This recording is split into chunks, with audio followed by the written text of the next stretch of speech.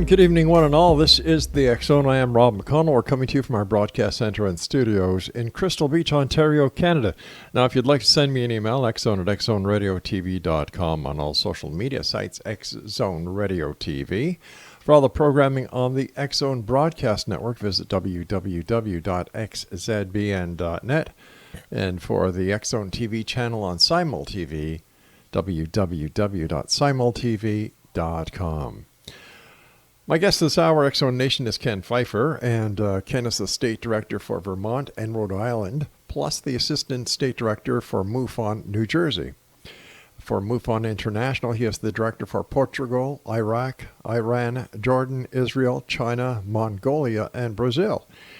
He's the publisher and editor for worldufophotos.org, World UFO Photos and News.org, and he is a former Air Force Desert Storm veteran and private pilot. He's investigated over 1,100 cases and 7 UFO sightings and a strange close encounter at Area 51. And like I said, for more information on Ken, his personal website is kenpfeiferdiscoveries.com. And Ken, welcome back to the X Zone. How are things in the world of UFOs? Pretty good. We're a little busy right now, getting a lot of photos, and I just wanted to say it's an honor to be on the X Zone. I appreciate you having me on. Yeah, we've been pretty busy. A lot of cases coming up. Seems that more people are prone to report these things. In the old days, people would think you were crazy if you said you saw a UFO, but it seems to be the in thing to do these days, especially today, and a lot more people's coming forward and telling us what they saw. Why do you think that is, Ken? Well, I believe possibly the news media. Maybe I think with this New York Times article last year about the Navy pilots seeing UFOs, and a lot of especially with the New York Times. I mean, that's a lot of credibility right there, and I think things like that is what may possibly be turning people around. Admitting that they've seen these things. All right, but what the New York Times, as well as the Navy, has never said is that it was a UFO of an extraterrestrial source. All they're saying it's an unidentified aerial phenomenon. So how do people make the leap from seeing something that they just don't understand what it is or they can't identify it to contacting MUFON, the Mutual UFO Network, and filing a UFO investigation request or report? Yeah. Well, I think just the fact that they're doing that, people are coming forward now and at least submitting reports of seeing strange things in the sky. I just think a lot more people are starting to come around and realize that there possibly is something out there that, of course, we don't know what it is, but I feel the military knows what it is. Right. I mean, there's thousands upon thousands of documented case files with the military that proves that these things are there. But once again, these things are there. Do we know what these things are? Well, in my eyes, they could only be alien craft, from other planets. I'm sure of that. Of course, I don't have any proof. I have a few sightings myself, and with the research and, and the materials and things that I've read, and also, with my worldufophotos.org website with thousands of photos on there. I mean, even if 1% of the photos on my 12,000 photo website is real, then, that's saying something. Okay, so besides the New York Times reporting of the alleged Tic Tac, what are some of the latest UFO cases that have been coming to your attention, Ken? Well, we have. I have an article here from it's a Navy article, as a matter of fact, and there's a lot more cases coming out. But I just wanted to go over this one here that I have. It's very interesting. Basically, what the Navy is doing is they're changing their procedures about reporting these crafts. And let me bring that up here real quick. Oh, sure, Ken. The next donation, if you'd like to find out more about Ken and his photographs, here's a couple of websites: worldufophotos.org, World UFO Photos and News.org, Let me see. And then Ken's personal website is kenpfeiferdiscoveries.com. Do you have the article up yet, Ken? Yes. It says here, according to the Navy statement in Politico, of course, that's the magazine that reports a lot of things going on in Washington, D.C., it says here the new guidelines would formalize a process for reporting unusual findings like the sightings of unexplained aircraft. The Navy is updating and formalizing a process by which reports of any such suspected sightings can be made to authorities, says the statement. And it says a 2017 report from New York Times found that the Pentagon dedicated $22 million to an office called the Advanced Aerospace Threat Identification Program, and that investigates reports of unidentified flying objects. So the office was officially shut down in 2012. The New Yorker Times reported, but officials continue to investigate sightings while performing their other duties. And the topic studied by AATIP included invisible cloaking, wormholes, and the manipulation of extra dimensions. A Freedom of Information request later revealed that a retired Pentagon official who recently ran that office told Politico that personnel aren't encouraged to report sightings. If you are in a busy airport and see something, you are supposed to say something. With our military members, it's kind of the opposite. If you see something, don't say something. So apparently enough incidents have occurred in various military-controlled ranges and designated airspaces in recent years to prompt the military officials to start asking about the claims. And Navy officials and pilots have responded with formal briefings. So, it just goes to show that the Navy is finally, well, I feel that the military, especially in the Navy, have been investigating these sightings since day one. I mean, it'd be crazy not to. But why is it just the Navy that's coming out with this instead of the Air Force? Because wouldn't the Air Force have more clout when it comes to investigating something in the air than the Navy would? You would think so. I think that the Air Force does have something very similar to this. Of course, they, from what I understand, they haven't published anything to that fact. But as we all know, they're investigating these things, and eventually they'll come out and admit it. I feel. So, do you think disclosure is at hand? Yes, I hate to say it, quite frankly, and I've spoken about this before. I hope disclosure never happens because I don't think people will be able to handle disclosure. You hear about all these facts and statistics and polls and everything on the news and UFO organizations about people who believe in UFOs and. Quite frankly, I feel that the UFO community is a very small community. I would say maybe 1% of the population are people like myself who actually believe that these things exist. And, that's such a low. I mean, when disclosure comes out and the president apparently comes on and says, hey, guys, these things are flying around in our airspace and we can't do anything about it. I think at that point in time, the other 99% of the people, they just wouldn't be able to handle it. But what would happen, Ken, if the president came out and said, listen, all these UFOs that you've been talking about over the years, here are the real facts. And he comes out with A, B, C, D, E, F, G, proving that they're not extraterrestrial, that they are in fact known military projects that have been sanctioned by the Air Force, the Navy, the Department of National Defense, and that there's no ET connection whatsoever. What happens then? Well, basically the same thing that's happening right now on CNN and all the other news agencies. They'll say probably say it's a big lie, and quite frankly, I think everyone would see through that. But what happens if these alien craft, these UFOs, they've been around for hundreds of years. But what happens, Ken, if it's the truth? Well, it would be the truth, but I just don't think people would.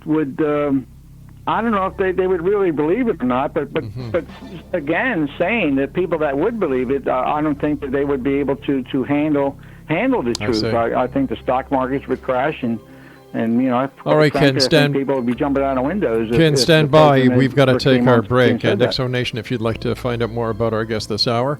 When we come back from this break, we'll give you some websites that you can go and check out. This is the X Zone. I am Rob McConnell. Ken PFEIFER's our special guest. And Ken and I will be back on the other side as we continue here in the X Zone from our broadcast center and studios in Crystal Beach, Ontario, Canada. Don't go away.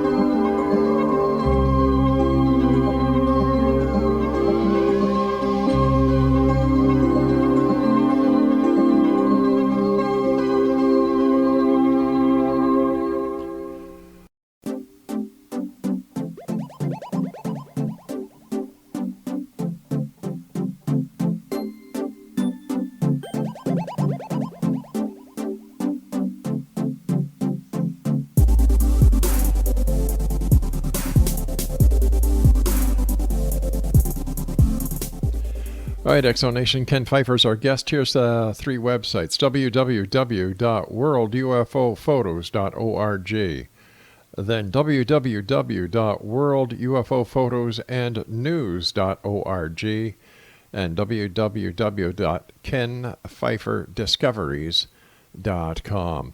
Ken, before we went to the last break, you were painting a scenario that that people could not handle the truth if the ETs were real, if UFOs were from another planet, and this all came in disclosure. And you even said that you think the stock market would crash and that people would be jumping out of buildings.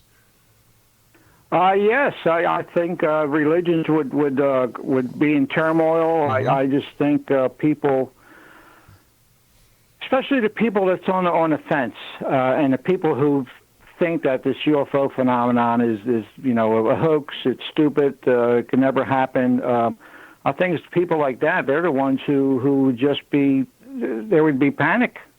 I think the first thing that everybody would do, if you want to make some money, you invest in the gun manufacturers, because I think that's the first thing that people would do, I hate to say, is to go out and buy a gun. Well, listen, not Ken, that it would ever do any good, but at least you have that security of having a gun in your house because of these aliens. I know that sounds crazy, but it does. I think that's what would happen.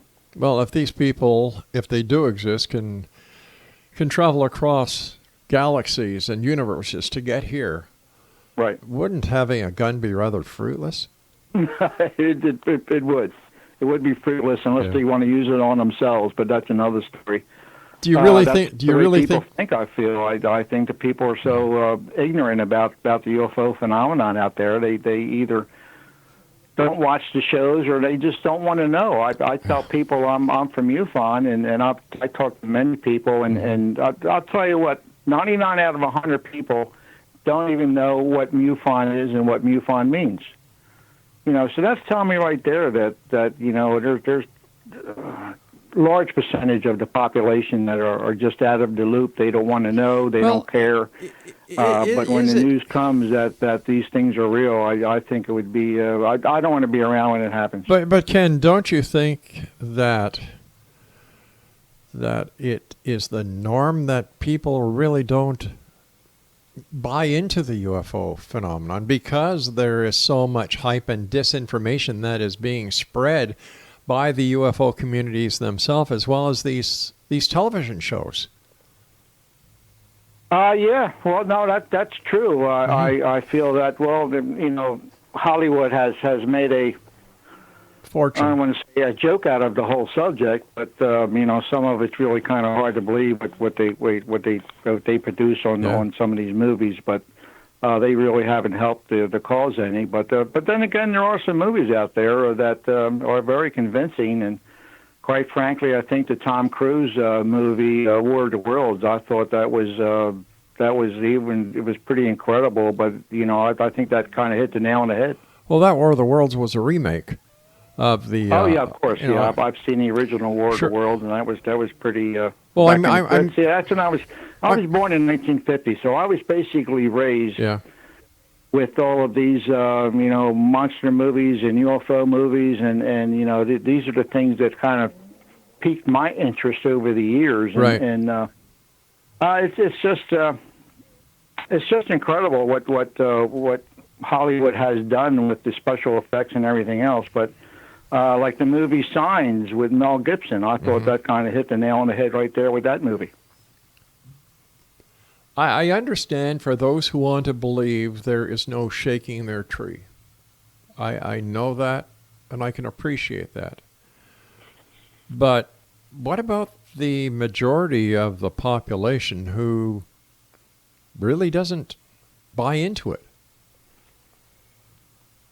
Well, they don't want something else to worry about, I guess. I mean, when you really sit down and think about it, just thinking that there's possibly alien crafts flying all over the sky, they're buzzing aircrafts, they're buzzing military planes are flying over ships. I mean, just the thought of aliens are in our skies would be enough to make anyone panicky. I guess should give a lot of people a lot of fears to being alive on the earth.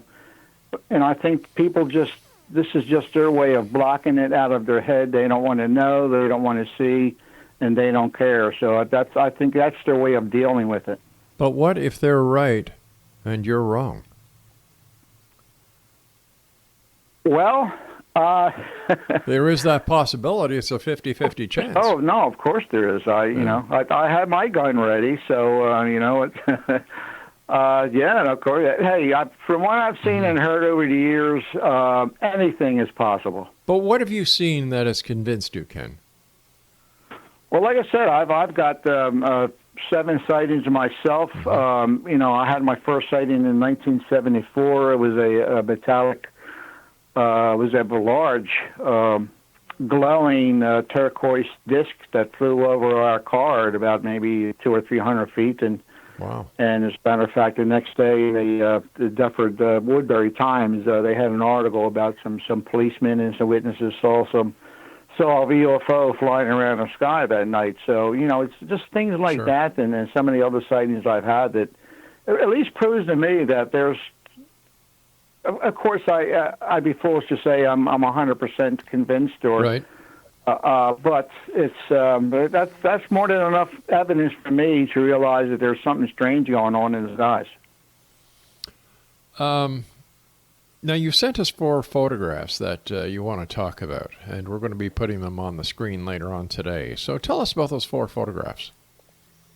Well, this came up last year. This was October of 2018. Apparently someone posted this video. And as a matter of fact, this video, this case was given to MUFON.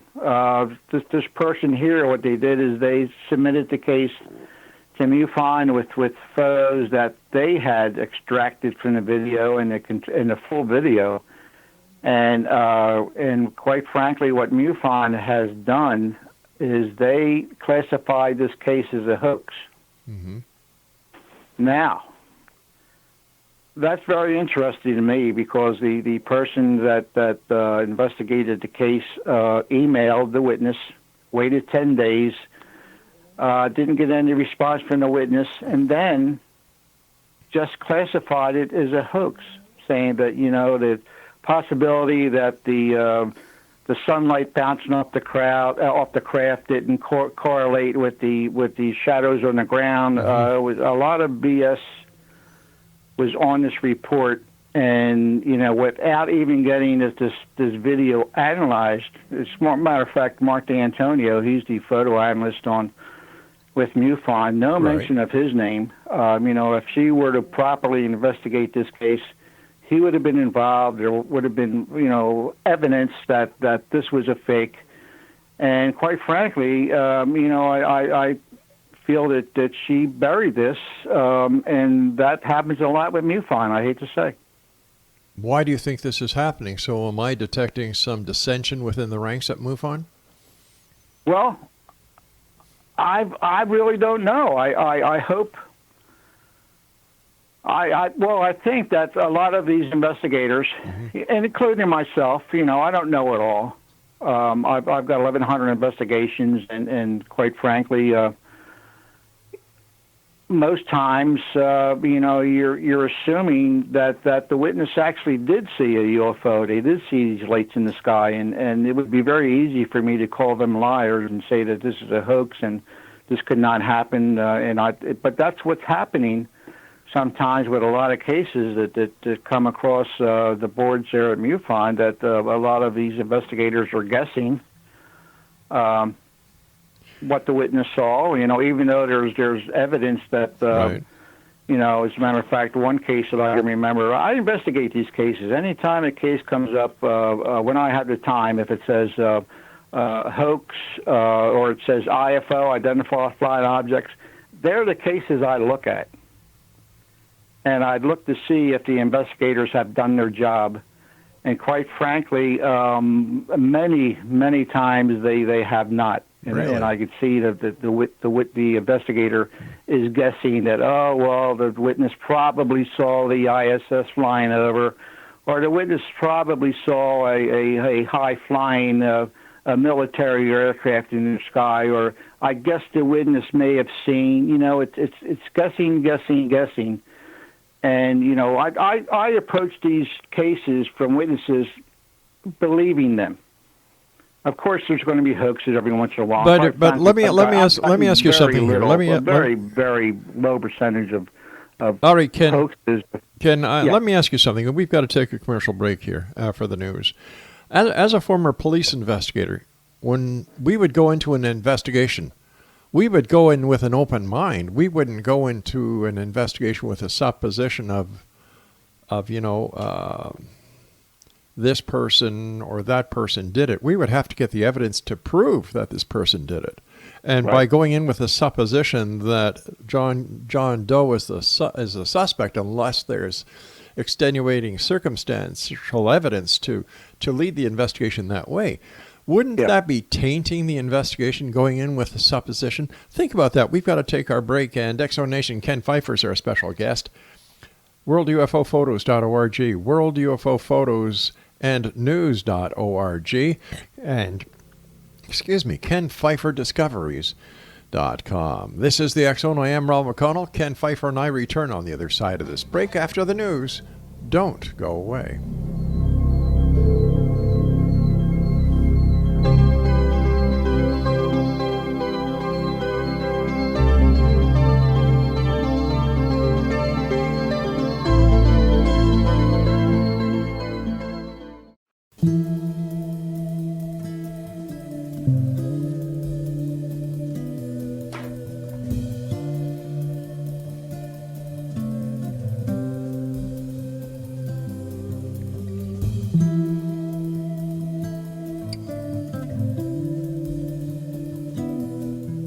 Ken PFEIFER is our special guest. Now, Ken is the state director for the state of Vermont and Rhode Island, plus the assistant state director for MUFON, New Jersey.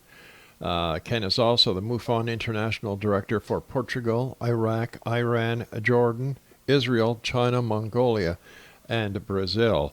Now, Ken, before we went to the news, we were talking about, how you go in believing the witness who files the UFO report. And it seems that you disagree with some of the findings of other investigators. And I brought up a point that I caught on that I found rather strange when you said you go in believing the witness or the sighting itself. Doesn't that mean that you're going in with a tainted view of the investigation? And as an investigator, shouldn't you be neutral? Well, yes. What I really meant to say, Okay. what I said, I'll stand by. But on top of that, we have more to gain by going into an investigation and believing a witness than automatically going into an investigation and not believing a witness because we feel that these things don't exist. But wait a minute. Hold on like here. I said, we have more to gain by Ken, just hold on. believing the witness statement. Ken, hold on here. Yeah. Are you saying that MUFON goes into an investigation believing that UFOs don't exist? I think some of them do. All right, but that's not MUFON standard, or else it wouldn't make sense that it's not MUFON MUFON exists. standard Okay. for sure. I mean, MUFON is a great organization. I mean, they have case files galore. You know, they've been doing this for years. Sure. But then again, you know, we do get some debunkers in there, and we do get some people in there who, you know, if you give them 20 cases to investigate, 19 of them are identified flying objects. Okay, what is the procedure that is followed with MUFON when somebody files a report? For example, somebody listening tonight goes to go and have a coffee. They look up in the sky. They see something that they believe is an unknown flying object. They go to the MUFON website and they file a report online. What happens when that report is filed? What is the procedures followed? Well, what it boils down to is of course, whatever state it came from. Let's say it came from New Jersey. Right. Then that case file would be sent to me. And I would either take on the case myself, or I would assign it to the many investigators we have in New Jersey, and let them investigate it. Or if the case come from Canada, you know, we would send it to the MUFON would send it to the director of Canada there, and he would either investigate it or divvy it out to whatever investigators he has in Canada. So that's the first step. And next, when we get the report. What we do is we're hoping for a phone number, first of all. You know, we 9 times out of 10, we do get email addresses, we do get phone numbers, and the first thing we do is try to contact the witness by phone. And when we do get a witness on the phone, we basically we go over all of the questions that were on the form that he filled out. Make sure he filled in all the questions, and, you know, cross the T's, dotted the I's, and made sure we get all the information. And then, of course, we ask him what he saw, and if there was any additional information that maybe he forgot about and remembered, you know, we jot that down and add that to the witness statement. And at that point in time, you know, we tell the witness, I tell the witness, you know, hey, if I find out exactly what this was, I'll be sure to give you a call back and let you know. And what we do at that point is, it depends on what the witness saw. Now, if a witness saw a light at nighttime just flying across the sky, you know, chances are it's probably a satellite, but I'm not going to guess at that. I'm going to go to the satellite websites. N2YO is a good one. There's many websites we go to that tracks these satellites that can give us almost an exact time as to where this satellite flew over and when. But then again, if someone reports in the sky that this light up there in the atmosphere was moving in a zigzag direction, or was doing loops and crisscrosses and everything else, then, you know, we know that's not a satellite. Sure. So that alleviates even going to a satellite website to prove this. And, you know, how can we really say what this was?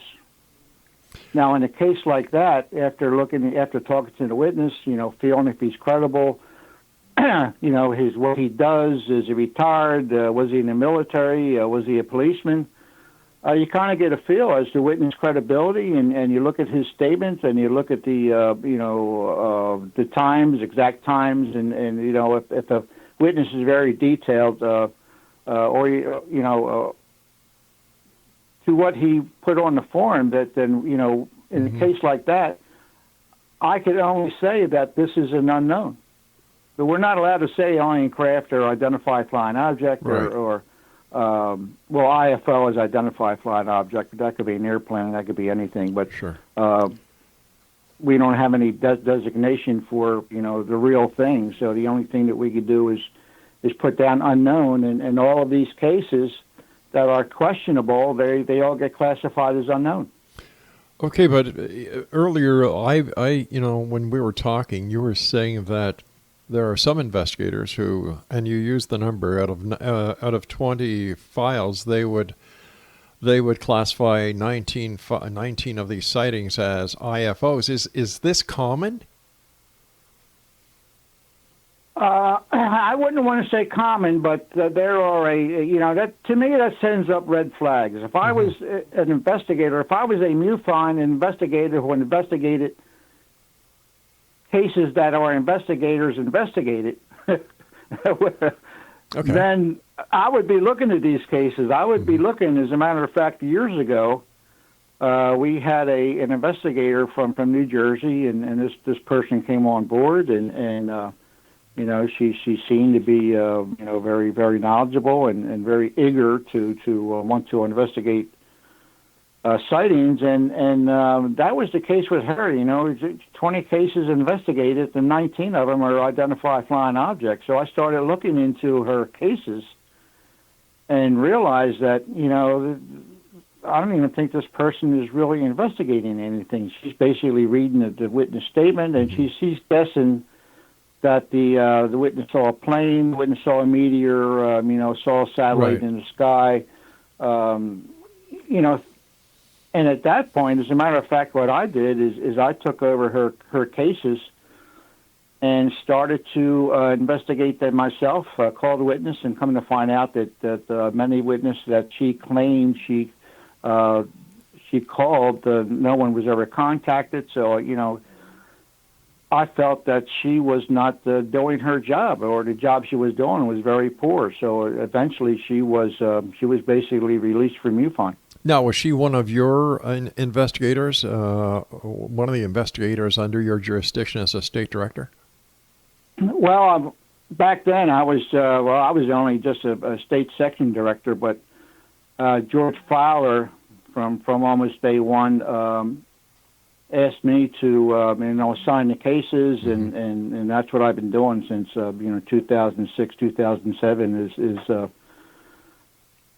taking care of all that kind of business of assigning investigators and things like that. So this lady was one of your investigators that you reinvestigated her cases because, as I understand it, as the senior investigator responsible for other investigators, you found the investigation to be inadequate. Yes. Who trained her? Well, nobody really trained you. They're supposed to be getting all this training from MUFON. Of course, a lot of things have changed in MUFON. I see.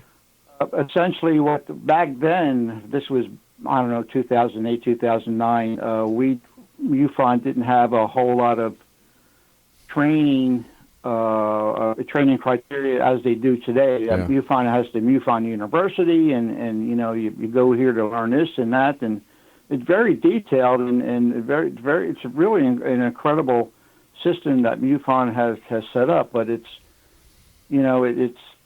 should have done this 20 years ago. Well, another thing we have to take into consideration is that all of the investigators and everyone at MUFON is a volunteer.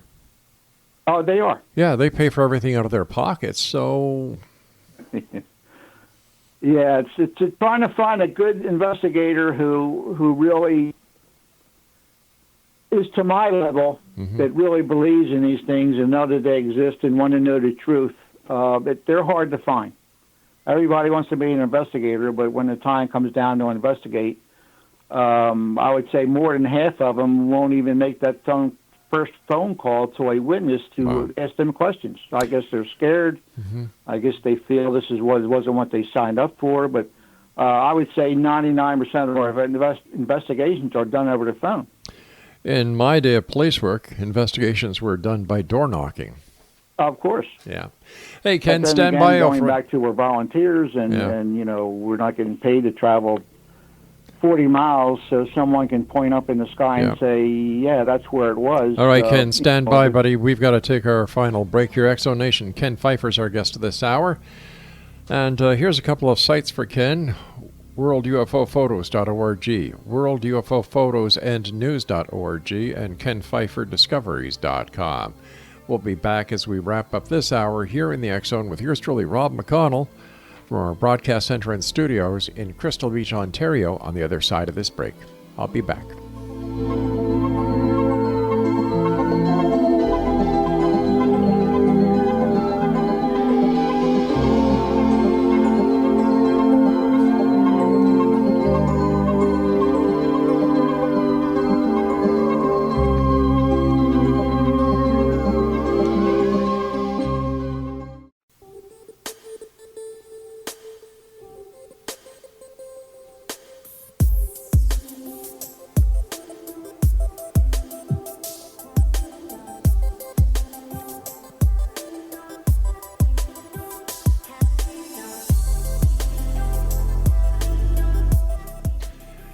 Explanation, Ken Pfeiffer is our guest this hour, and as I've been saying, he is the state director for MUFON for the state of Vermont and Rhode Island, plus assistant director for MUFON New Jersey. He's also the international director of MUFON for Portugal, Iraq, Iran, Jordan, Israel, China, Mongolia, and Brazil. Ken, how did you become an international director, and how are the investigations that are given to you as the international director for these other countries? How are they investigated, and how do you monitor the investigations so far away? Well, essentially, I've with the work I do, I'm usually busy. I do a lot of UFO stuff, and I get bored sometimes, so I started looking into the international cases.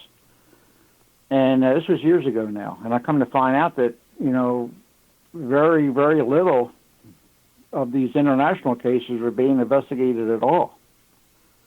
So I started to inquire, and I started to ask around, and they finally started to assign cases to different people, and they assigned some cases to me, and I did I closed many cases out. The only problem with these old cases are the email addresses. Well, forget about phone calls, because I'm not going to call Turkey. But we do these investigations through the email. Mm-hmm.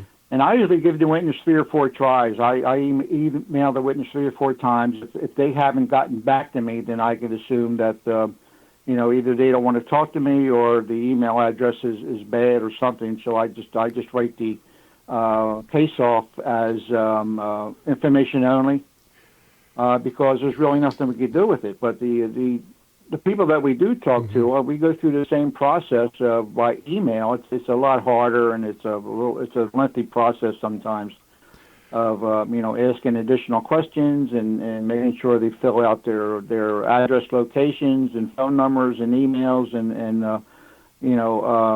their history, their education, when were they born, what do they do now, their health questions, mm-hmm. things like that most of these people don't answer, so we have to get back to them and ask them in the email to fill out this information, so we can at least report. We can fill out the form that they started to fill out. And it's the same process of we have different websites that we go to. We also go to different UFO organizations,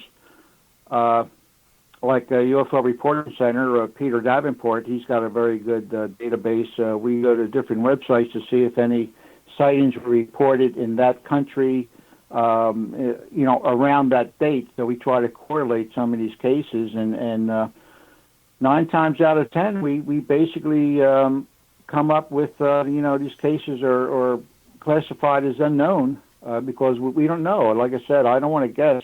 Sure. What this witness saw. But the only bad part about that was, a lot of these cases went on for so long.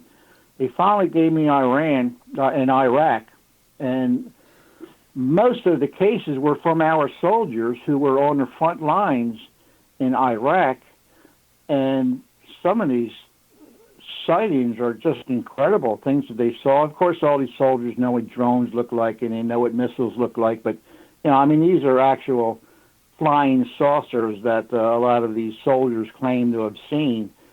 And but the only problem again is a lot of time these phone numbers and emails they don't exist anymore. So it's very rare. It's very rare that we can ever really contact these soldiers that were on the front line reporting all these things. So, but we're getting called out with the international. We've closed out, I personally have closed out a couple hundred of them myself. Most of them were because I couldn't contact the witness, so we had to close them out. But I do my due diligence and try to contact the witness by email 3 times. But we're starting to get caught up finally. It might take us another year, I think, to get finally caught up. And there's volunteers like myself that are actively helping you find out the truth about these cases. So it's fun to do. I live for this stuff. Do the descriptions of these unknown craft match the description of the crafts that are sighted in the U.S. and over Canada, or do different countries have different craft that are being reported to you? No, they're basically all the same triangles. Well, we have some cases going back 30, 40 years that are triangle cases, and if this, I doubt if we had experimental triangle craft back then 40 years ago, but this has proved to me that these things have been around for quite a long time. But no, everything is basically the same. There's nothing different about what they're seeing over in Europe than what we're seeing here in the States. What was your take on the storming of Area 51? That was a joke. I was mad at Jesse Ventura. He did a series. I don't know if you remember. I sure do. Yeah. Maybe 10 years ago. Yeah. Maybe longer than that. Where he did some pretty good investigative things on Plum Island and a lot of different. It was a good series, and he went to Area 51 and he was afraid to step over the line there in Area 51. And I emailed him, and I emailed a lot of people and told them, you guys bring down a camera crew, you bring down reporters, you guarantee to bail me out of jail, I'll step over the line at Area 51 just to see what's going to happen. But nobody took me up on it. But why would you want to break the law? Well, stepping over a line is not breaking the law. It's trespassing. It's trespassing. Sometimes you got to do something, things to get results, and I just think it would be one hell of an experience to do it. But trespassing is trespassing. Trespassing is breaking the law. So you would break the law for what? You're not going to see anything. You're not going to learn anything. So why would you want to do that? Doesn't that put the jeopardy and the credibility of other investigators under the public microscope? But then again, I think it's given these investigators a little kick in the ass, telling them that it can be done. You got to stand out on that ledge a little bit to find out the truth. You got to be a little bit daring. You got to be a little bit crazy. You got to be different than 99% of all the people to try to get to the truth. But that's not how a real investigator gets to the truth. And a real investigator doesn't break the rules. A real investigator doesn't break the law. Yeah, but then again, with the UFO community, if you want to put it like that, then a real investigator really doesn't get that much done. Then they're not real investigators, are they? I don't know. You could be right. I'm not really sure. That's just my theory. If you want to, if you want to get something done, sometimes you got to stick your neck out and to. I agree that that bad results, but get results. I agree. You stick your neck out, but I totally disagree with breaking the law. If the sign says private property, stay off. You stay off. But then again, I think there's a little city in Arkansas that says spitting on the sidewalk will get you thrown in jail. So, some of these laws I know why they're there. But a government installation is a government installation. You're not breaking a municipal law. You're breaking a federal law. But it would be fun. Have you ever been arrested? No, never. So why would you want to taint your reputation just to grandstand a UFO investigation? Quite frankly, Bob, I really don't give a crap anymore. Why, Ken? You're a hardworking man, and to hear you say that you don't give a crap anymore, that worries me. Well, I'm just tired of all these investigations and everything else. Basically, just going nowhere. They sometimes I wonder why I even do this. Am I doing any good? I really can't answer that question. If I'm doing any good by doing what I do. Man, Ken, I'm sorry to hear that you sound so despondent, so negative about it. Because usually you're so upbeat. You're so by the book kind of guy. Yeah, well, a lot of things have happened with MUFON that like I said, I love the organization, and at least they're trying to do something. But the the politics in MUFON are staggering, and there's just a lot of things that MUFON has done in the past that I just haven't agreed for. You know, like Roger Marsh. I don't know if you know Roger Marsh. No, I don't. No.